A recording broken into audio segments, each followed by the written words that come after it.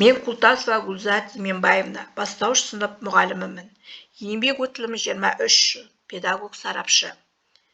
Мен өзімнің авторлық бағдарламамдағы жұмыстармен бөліскенді жөн көрдім.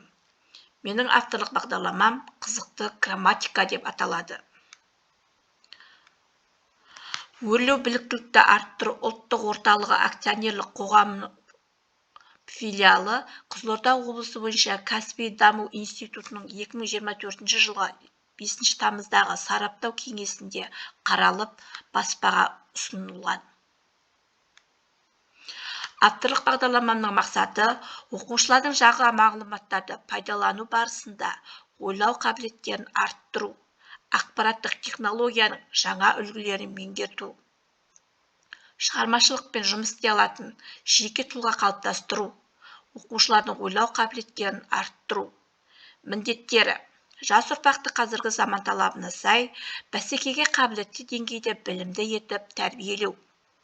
Оқушыларды айналадағы болып жатқан өзгерістер мен жағдайларға қарап, тез шешім қабылдауға үйрету. Оқушылардың білімдерін ана тілімізде шыңдай отырып, ұлттық негізде тереңдету. Ұлттық сипат беретін теңдеулер, өлшемдердің ұлттық салт дәстүрлердің тіл дамытуға қатысты элементтерін пайдалану. Оқушылардың дайындығына қойылатын талаптары: оқушылардың фонетикалық, морфологиялық, лексикалық және синтаксистік машықтары мен дағдыларын дамыту, тіл дыбыстары, сөз таптары мен қосымшалар туралы теориялық білімдерін жүйелеу. Теориялық білімдерін ауызша, жазбаша сөйлеу тілдерінде орынды қолдануға төселдіру. Оқушылардың шығармашылық қабілеттерін дамыту.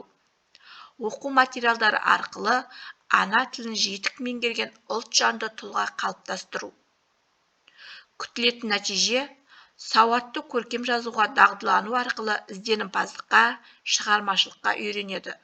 Оқушылардың қажетті шеберлік пен дағдылары қалыптасады және баланың жалпы тұлғалық дамуына ойлау, есте сақтау, қиялдау, елестету сияқты жақсы қасиеттерінің үйлесімді дамуы қалыптасады. Осы авторлық бағдарламамның ішінен өзімнің бір сабағымның жоспарын алып отырмын. Сабақтың тақырыбы заттың атын білдіретін сөздер. Сабақтың мақсаты тірек сөздерді қатыстыра отырып, берілген тақырып бойынша әңгіме құрау. Мәтін мазмұнын анықтауға бағытталған сұрақтар құрастырып жауап беру. Жіберілген пунктуациялық, орфографиялық қателерді мұғалімнің көмегімен түзету. Сөз таптарын зат есім, сын есім, сан есім, етістікті ажырату. Сабақтың басында оқушыларға психологиялық жаттығулар жасату арқылы сабаққа дайындап аламыз. Содан кейін сабақтың тақырыбын хабарлап, мақсатын таныстырамыз. Екінші негізгі бөлімінде мәтіннің тақырыбына қарап, оның мазмұнын болжа. Оқушыларға мәтінді беріп, сол мәтін арқылы балаларға бір-біріне сұрақтар қойғызамыз. Мәтіннен кім, не деген сұрақтарға жауап беретін сөздерді тап. Осыдан кейін оқушыларға зат есімнің ережесін түсіндіреміз. Заттың атын білдіретін сөздерді зат есім дейміз. Зат есімге кім, кімдер, не, нелер деген сұрақтар жауап береді. Өлеңді түсініп оқы. Өлеңнен зат есімдерді тап. Өлеңде бала неге күлді деп ойлайсың? Қалай ойлайсыңдар? Ата-аналарың сендерді неліктен еркелеткенде, неліктен ботам, құлыным, құлыншағым деп айтады? Өз ойларыңмен бөлісіңдер. Әрбір тапсырманы орындатқан кезде, әр тапсырмаға дескриптор құрылады. Сол дескриптор арқылы балаларды бағалап отырамыз. Тапсырмаларды орындатқаннан кейін оқушылардың бойын сергіту арқылы қимылдату жаттығуларын орындайды.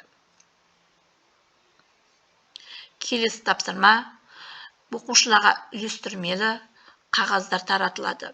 Олар сол тапсырмаларды орындайды. Оңнан солға қарай оқыса да, солдан оңға қарай оқыса да өзгермейтін сөздерді тап.